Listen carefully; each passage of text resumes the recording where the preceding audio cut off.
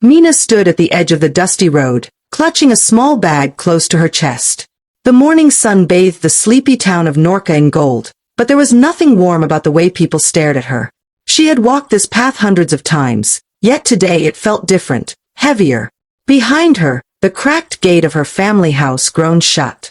Her mother's voice still rang in her ears. "You'll come back crying, Mina. Mark my words." Mina didn't turn back. She couldn't afford to. She had made a decision.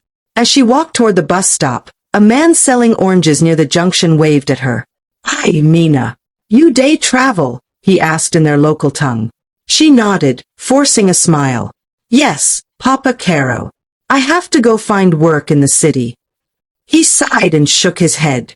"City no day easy, my girl. Be careful." "I'll manage," she replied. But even she wasn't sure what manage would look like. At the bus stop, she met two other travelers, a quiet woman with a crying baby and a lanky teenage boy holding a carton of electronics. Mina greeted them politely and sat on a wooden bench, her eyes scanning the horizon. The bus would arrive soon, and with it, her new life. Her fingers trembled slightly. Not from fear, but from the weight of everything she had left behind. A drunken father. A mother who only shouted. A town that never believed in her. But Mina believed in herself. "I'm not coming back," she whispered under her breath, then smiled. She wasn't running away, she was running toward something. Something better. The journey to Golo City took 5 hours, winding through villages, bumpy roads, and long stretches of silent forest. Mina sat by the window, staring at trees rushing past like ghosts. The quiet woman beside her breast fed her baby in silence, while the teenage boy snored, his mouth wide open. The bus groaned and shook, but Mina didn't complain. Her mind wandered to all the things that could go wrong. What if she didn't find a job? What if the woman who promised to help her forgot her? What if her money finished before she even started? Suddenly, the bus came to a loud stop. People jerked forward in their seats. The driver leaned out the window, shouting, "Move that goat away from the road now. You won killam." A group of boys laughed as they chased the stubborn goat away. The bus continued, and Mina chuckled for the first time that day. "You're not from Golo, are you?" the quiet woman beside her asked. Her voice was gentle. "No." "First time," Mina answered. "You're brave," the woman said. "Leaving your home like that." Mina looked at her. "You think so?" "Yes." "I've never left mine," the woman replied, then kissed her baby's forehead. Mina smiled again. It felt good, hearing someone call her brave. She hadn't been called anything kind in a long time. When they finally reached the edge of Golo City, Mina's heart began to pound. She had never seen so many buildings, so many cars, and so many people all at once. The noise was loud and constant, people shouting, engines honking, sellers calling out their goods. It was a world different from Norca, and she felt both excited and scared. She stepped off the bus, clutching her bag tighter. The woman with the baby waved goodbye, and the teenage boy disappeared into the crowd without a word. Mina looked around. Where was Auntie Leza? That was who she came to meet, her mother's cousin, who promised to help her find a job and a place to stay.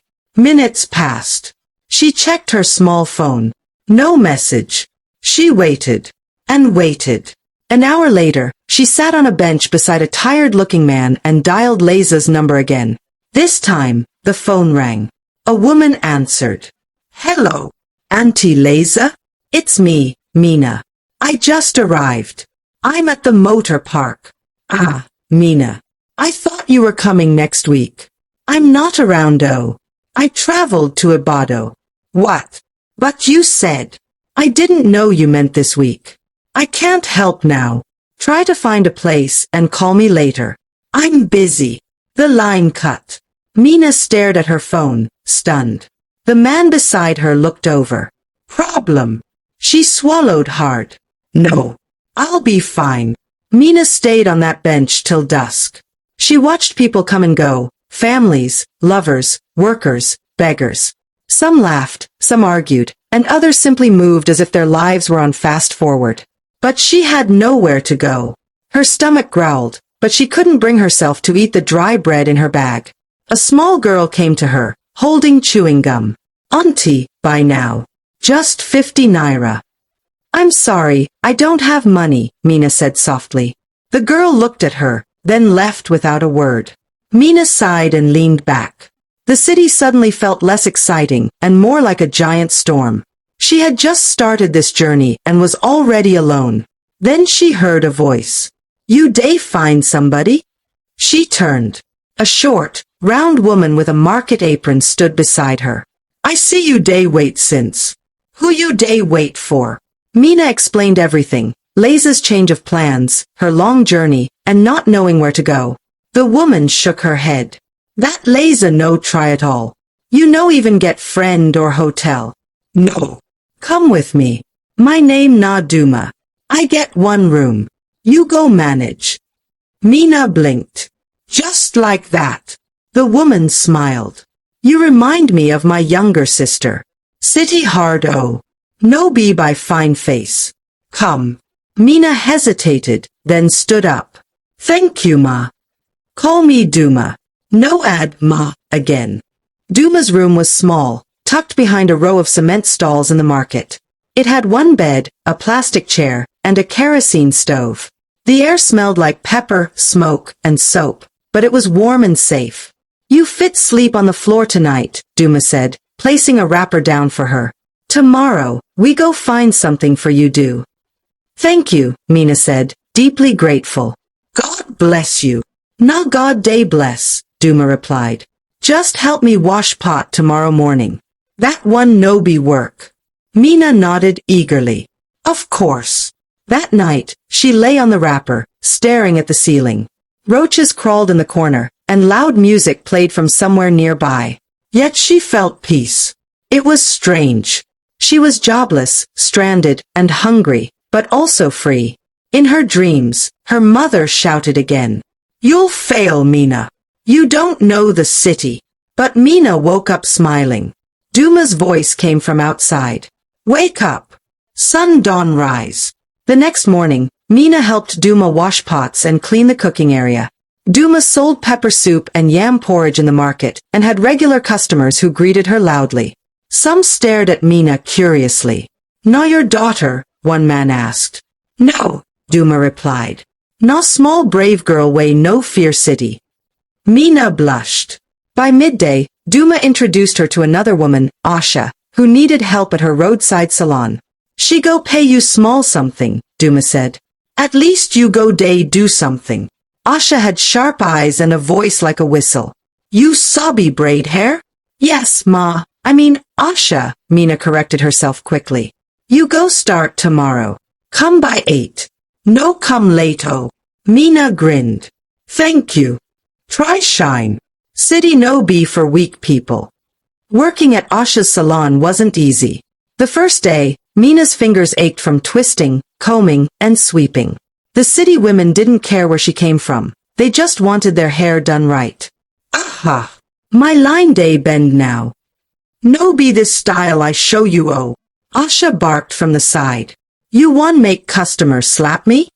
"I'm sorry," Mina said over and over, her hands shaking. But she didn't give up. By the end of the day, she had done 3 heads, and 2 of them actually smiled at her. Asha gave her 200 naira. "Hold 'em. Tomorrow go better." Mina took the money with pride. She bought bread and a bottle of water, then walked back to Duma's stall with a tired smile. "You survive," Duma said, amused. "I'll keep surviving," Mina replied. Days turned into weeks, and Mina found her rhythm. She woke early, helped Duma, then worked long hours at the salon. She learned to cornrow faster, add extensions neatly, and even crack jokes with the customers. Her fingers toughened, and her fear melted. One evening, after finishing a late appointment, Asha looked at her. "You day try. I fit trust you with full customer now." "Thank you," Mina said. "But city gets snakes. Shine your eyes." Mina nodded. As she walked home that night, she thought about how far she had come in just a few weeks. She had shelter, work, and 2 people who believed in her. It was more than she had in Norca. When she lay on her wrapper that night, Duma spoke gently. "You get strong mind, Mina. Just keep your heart clean." I will, she whispered. One bright Saturday morning, a girl burst into the salon crying. Her name was Fina, and she had just run away from her boss, who beat her and locked her up like a slave. Her hair was dirty, her lips swollen, and her voice shaky. She day work for madam, Asha explained, shaking her head. All those housemaid work. Many of them no get luck. Fina sat on a stool, hugging her knees. Mina brought her water and held her hand. You're safe now.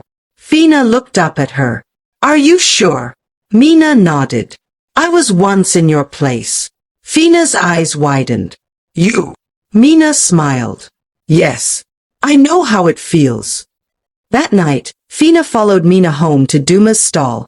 Duma listened to her story, sighed, and spread another wrapper on the floor. Not only one bed but we go squeeze. With Fina now part of their small circle, the room got tighter, but warmer. The three women laughed over cheap food, shared secrets by lantern light, and took turns washing each other's clothes. Mina taught Fina how to plait hair, and in return, Fina taught her how to make coconut rice. You both are my family now, Fina said one night, her eyes shining. Mina smiled. Family is who stays, not just whose blood. Duma clapped. See this girl. She done wise past her age. The laughter that followed echoed through the night. Mina no longer felt like a stranger in the city. She was building something, small, strong, and beautiful.